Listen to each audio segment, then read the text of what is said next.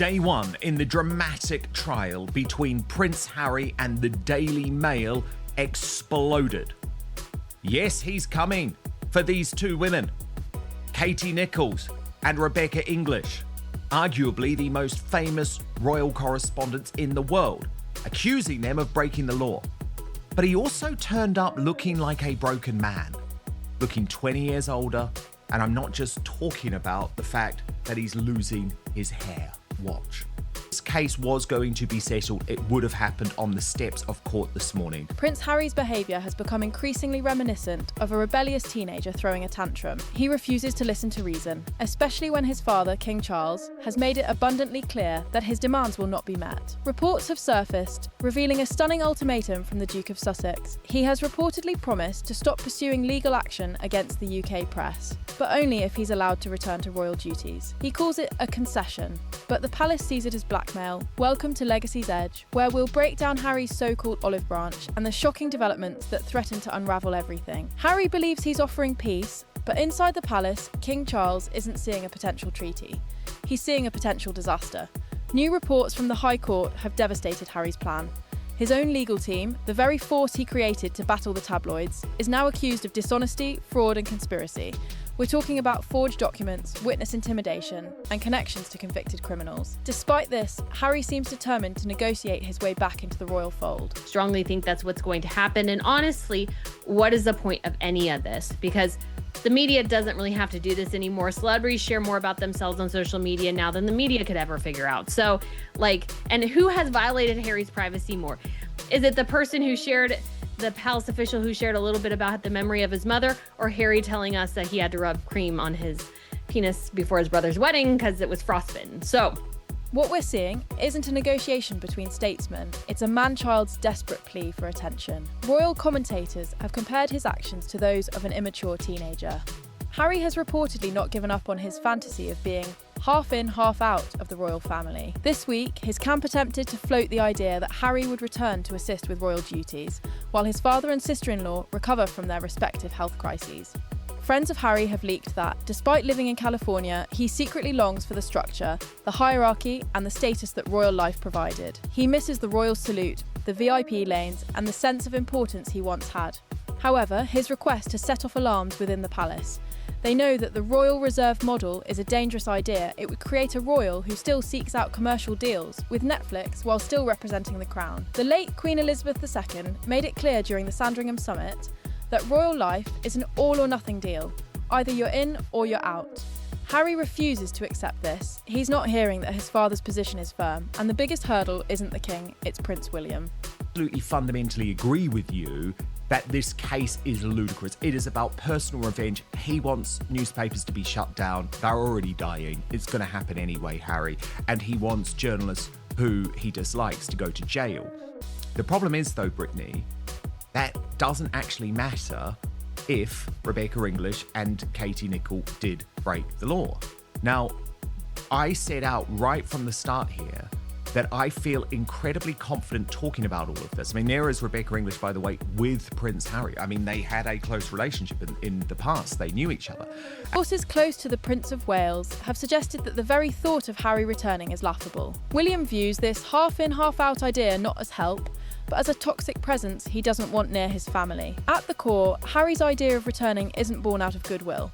It's part of a strategy. By offering to halt his legal battles, he's essentially bargaining. He's telling the king, give me back my royal duties and I'll stop suing the press. It may sound like a compromise, but to King Charles, it's more of a threat. Harry is leveraging his family's name for personal gain. Inside this so-called peace dossier, Harry promises not to pursue any new legal actions against the UK press. But there's a catch. He's already sued practically every major media outlet, leaving him few enemies to target.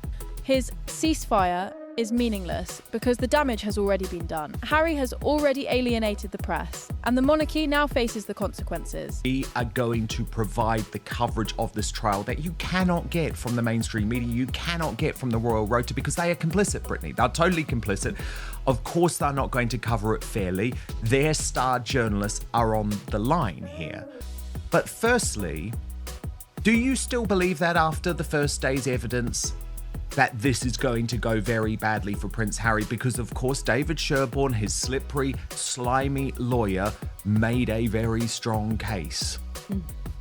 He did make a strong case, and of course, Harry probably has a little bit of a case here. But at the same time, I saw a little bit of how the Daily Mail is refuting these arguments, saying, to make matters worse, Harry's approach is transactional. True service to the crown requires loyalty, not negotiations. By attaching conditions to his return, Harry reveals why he's not fit for the royal fold. His approach has turned the monarchy into a business deal, a problem King Charles isn't willing to entertain. The tragic irony of Harry's legal battles is that, while he believes he's on a crusade for justice, his actions have led him to darker alliances. His own legal team is now at the centre of shocking allegations involving dishonesty, fraud and conspiracy.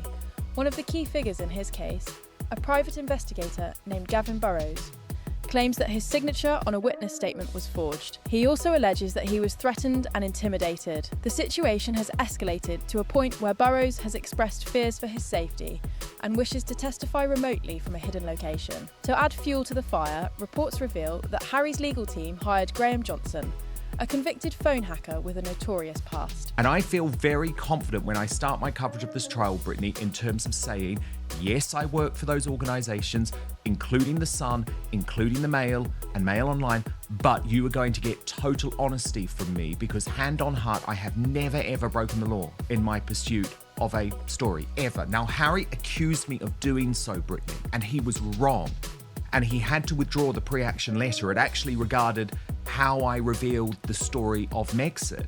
He tried to claim that there had been payment to public officials, which would have broken the law. It was absolute lies, and he would have lost in court. So I come here today, Brittany, as someone who can hand on heart say that during all of my time in journalism, this is the man Harry is trusting to take down the British press. As the legal drama unfolds, the contrast between Harry and the rest of the royal family becomes even more stark. While Harry is embroiled in scandal, Prince William is seen on the front lines, working hard and connecting with real people, like farmers and community members. This down-to-earth approach is a masterclass in contrast, showing that while Harry is bogged down in controversy, William is leading by example.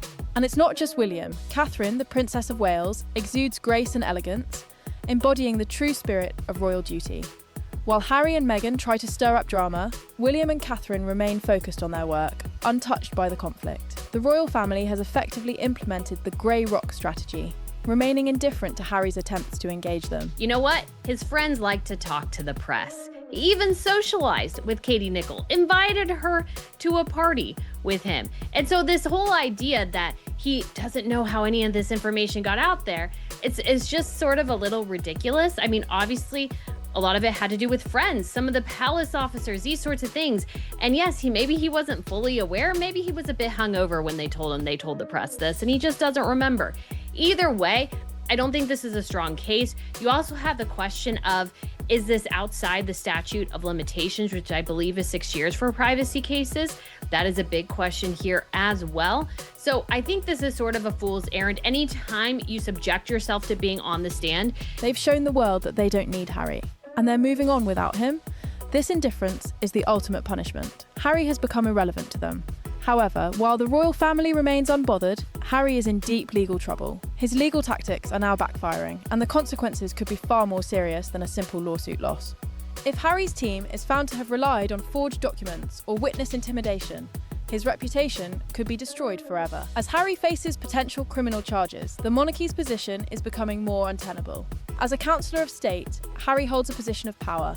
But how can he serve as a deputy for the king if he's embroiled in a scandal involving fraud and dishonesty? His actions have put his future role in the royal family in jeopardy. Harry's hope to use this legal battle to force his father's hand may backfire spectacularly. Instead of gaining royal duties, he risks losing everything. His alliances with convicted criminals and his reliance on dubious legal tactics could cost him his link to the crown. In the end, Harry has miscalculated. What he thought would be his moment of victory may turn into his downfall. The King and Prince William have seen through his game. They know that integrity matters more than anything else. And while Harry is caught in his web of lies and criminal connections, the monarchy remains focused on duty, dignity, and service. Do you think Harry should be stripped of his titles to protect the monarchy? Let us know your thoughts below. And don't forget to subscribe for more updates as this story continues to unfold.